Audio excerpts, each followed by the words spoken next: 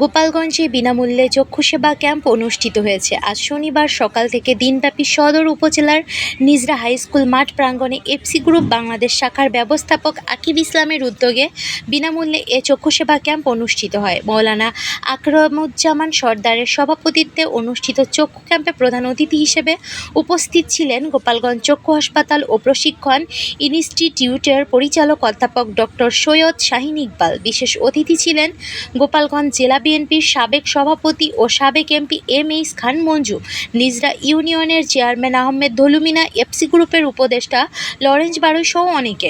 এ চক্ষু ক্যাম্পে বিনামূল্যে প্রায় ৭০০ রোগীদের মাঝে সেবা প্রদান করা হবে।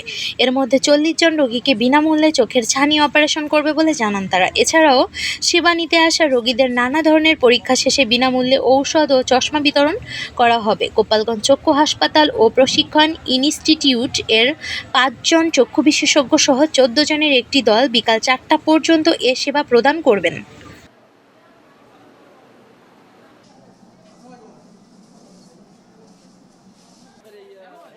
চক্ষু সেবা ক্যাম্পে